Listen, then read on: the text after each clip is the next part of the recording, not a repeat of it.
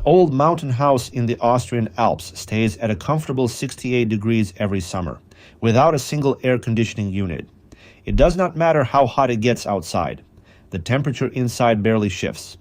The secret is buried 4 feet underground, and to look at it, you would think it was a regular drainage pipe.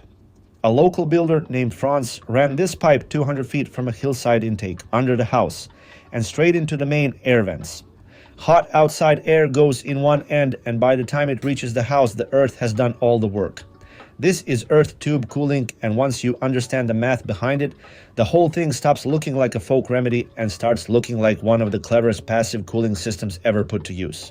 So why does burying a pipe in the ground cool the air that flows through it? That question has a surprisingly precise answer, and it starts with a property of soil that most people never think about. The ground remembers temperature differently than air does. Air temperature can swing 30, 40, even 50 degrees in a single day. But soil is dense and wet enough to resist those swings. And the deeper you go, the more that resistance builds. At about 4 feet down, the daily temperature swings you feel on the surface almost completely disappear. At 10 feet, even the seasonal shifts start to flatten out. At depths between 8 and 12 feet, the soil in most of the temperate world locks into a stable year-round temperature somewhere between 50 and 60 degrees Fahrenheit, depending on latitude and local geology. That number is the whole engine behind an earth tube system. It is called the undisturbed ground temperature, and in the mid-latitudes of Europe and North America, it sits right around 55 degrees for much of the year. Now here is where it gets interesting. When you run a pipe through that zone and push air through it, the air loses heat to the surrounding soil through a process called conduction.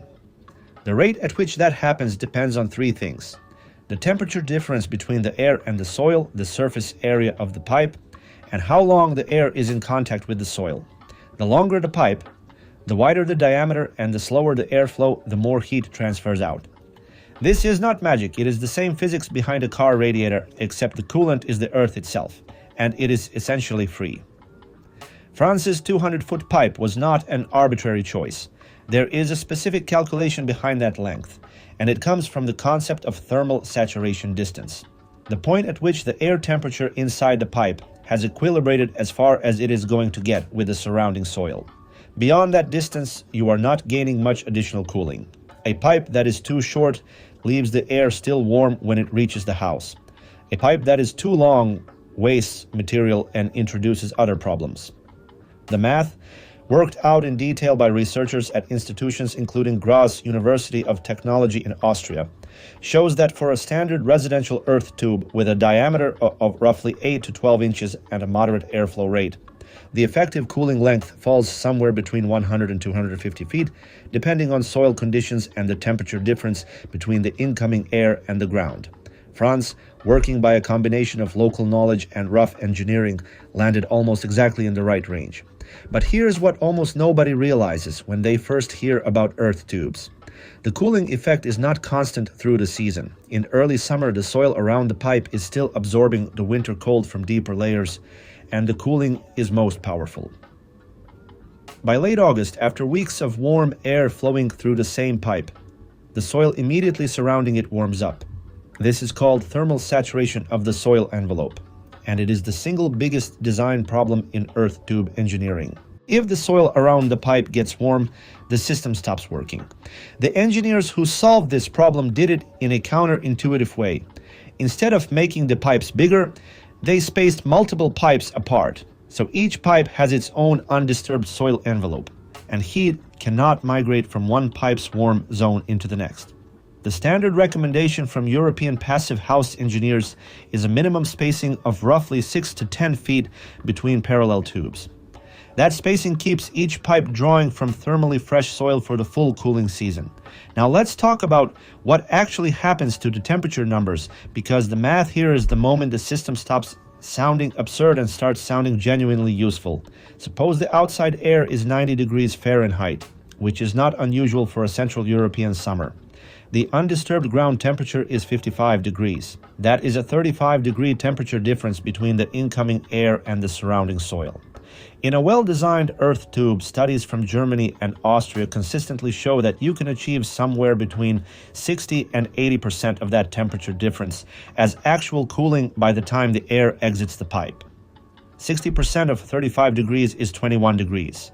That means the air entering the house would arrive at roughly 69 degrees Fahrenheit from a starting temperature of 90, with no compressor, no refrigerant, no electricity beyond a small fan. That small fan is worth pausing on, because it is often the only powered component in the whole system. Some installations use the natural pressure difference between the intake and the outlet to drive airflow without any fan at all, a technique called the stack effect, where warm air rising inside the building pulls cooler air in from below. But in practice, most designers add a low wattage fan to guarantee consistent airflow rates and make the system independent of wind conditions. We are talking about fans drawing 30 to 80 watts, compared to a central air conditioning unit that draws 3,000 watts or more. The energy difference is not small, it is an order of magnitude. There is a historical thread to this that runs surprisingly deep. The basic principle of earth-coupled cooling was described by Persian engineers more than 2,000 years ago in the form of underground wind catchers called connate systems combined with deep cisterns. Cool air from the underground water channel was directed through buildings in cities like Yazd in what is now central Iran, keeping interior temperatures bearable during summers where outside air routinely exceeded 104 degrees Fahrenheit. The thermal physics are identical to what a modern earth tube does, just executed in stone and clay rather than corrugated plastic pipe.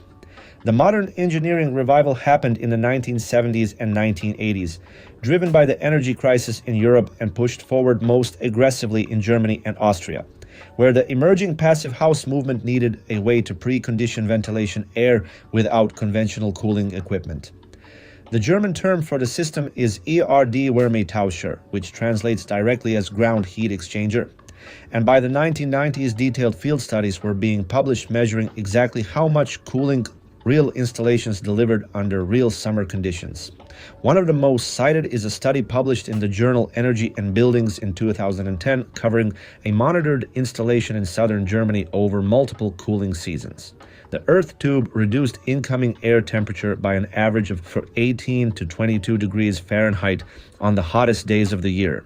More important, on those same days, the soil temperature at the pipe depth had only risen 2 to 3 degrees above its winter baseline, meaning the system retained most of its effectiveness even at peak demand.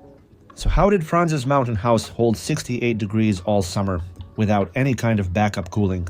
There are two reasons, and the second one is as important as the earth tube itself. First, the alpine location at altitude means peak summer temperatures rarely exceed 85 degrees Fahrenheit, even on hot days. A 20-degree cooling drop from the earth tube gets you to 65, and a modest thermal mass in the stone walls holds the interior steady. Second, Franz's house faces north on the upper story, so direct solar gain through windows is minimal. The earth tube handles the ventilation, and the building envelope handles the rest. It is a systems approach, and the reason it works is that neither element alone would be sufficient. This is the point where amateur enthusiasm generally runs ahead of the engineering, and it is worth being honest about the limitations.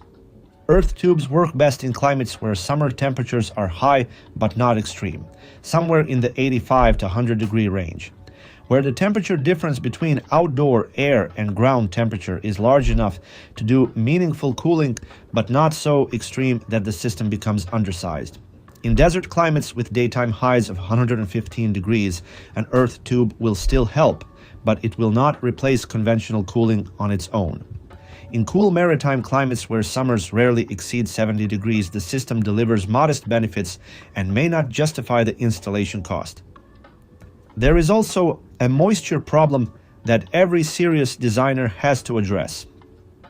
When warm, humid air is cooled inside the pipe, water condenses on the inner wall, the same way a cold glass of water sweats on a hot day. That condensate has to go somewhere, and if it pools inside the pipe, you can grow mold and bacteria, which you then pump directly into the house. This is not a theoretical risk. Early earth tube installations in the 1980s that ignored this produced exactly this problem. The engineering solution is straightforward. The pipe is installed with a slight downward slope, between 1 and 2% grade, so condensate drains by gravity to a collection point, usually a sump at the lowest end of the tube. The material matters too.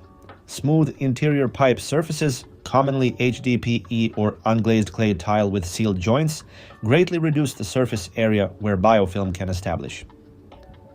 Some European installations add a germicidal UV lamp at the outlet to catch anything that makes it through.